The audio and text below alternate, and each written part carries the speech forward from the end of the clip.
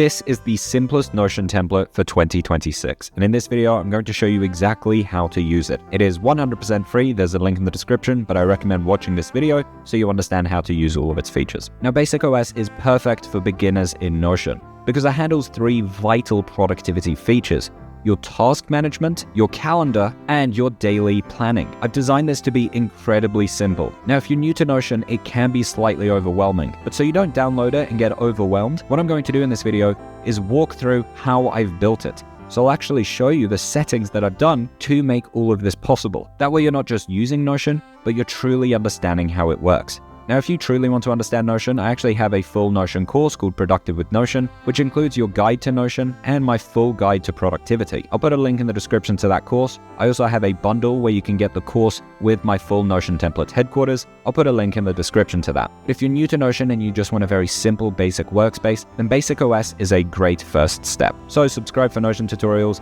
and let's dive in. So let's start with your task list. At the bottom here, you can see your tasks. And these are divided into all tasks, uncompleted, and unscheduled. And the way that I've created this is by using filters. So right now you can see there's no filter applied to this tab here because this filter icon here isn't blue. But if I click here on uncompleted, as you can see, this filter icon is blue. And this filter is so simple. It's just saying, show me the tasks that are unchecked. And then for unscheduled here, again, we have a very simple filter saying, show me the tasks that are unchecked and ensure that those tasks do not have a date associated with them. So I'll show you how this works. You can add your task here. So let's say write report, and then let's add another one, make presentation. So you've got your tasks here, and they're both uncompleted. So they show up here in the uncompleted tab, and they also show up in the unscheduled tab. Now, the reason I have an unscheduled tab is because I think with your tasks here, your goal is to lift them up and schedule them out. You want to add them to your calendar when you're going to do them. So as you can see, this task database here has this little arrow icon. That's because it's actually not the original database. This here is the original database. This tasks database is the same thing as this calendar. And we're actually just viewing this here as, instead of a table, we're viewing it as a calendar. And this calendar view here has a month view and a week view. And the cool thing here is if I say make presentation, let's say I want to do that today. I'll click here on today's date and magically it gets removed from this list here. Again, because in this tab here, I only want to see where the data is empty. But of course, it will still be under these two here. If I click on uncompleted, I can still find that task here because I haven't completed it yet. But of course, if I tick this in, now magically it gets removed from this uncompleted tab.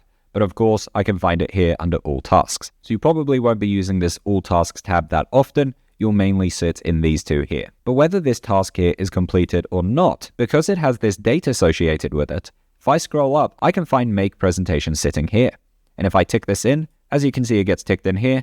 And once again, it gets ticked in here. So that is my week view here. And the cool thing is I can drag tasks around on this page here. And if I drag this to yesterday, then as you can see, it changes the date down here as well. Make presentation is now February 6th.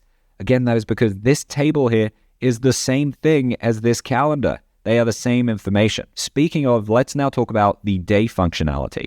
So if I drag this back now to today's date, as you can see, it magically appears up here. That's because we have a filter up here saying only show me the tasks that have today's date on it.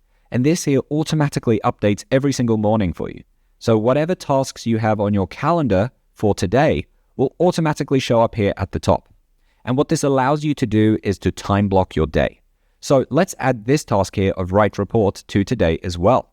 And as you can see, it's not checked in. If I scroll up, write report is here, not checked in, and write report is here, not checked in. So here I can time block. So I'm going to say make presentation, do that at 9 a.m. I'll do this task here at 11 a.m. And if I want to add more tasks, I don't have to do it down here in the tasks tab.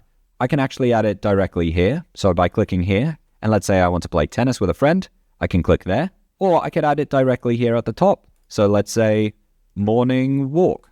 And the cool thing about this day functionality here is I can rearrange these tasks like that. I can simply drag these around by using these 6 dots here. So this morning walk here, I can say 7 a.m.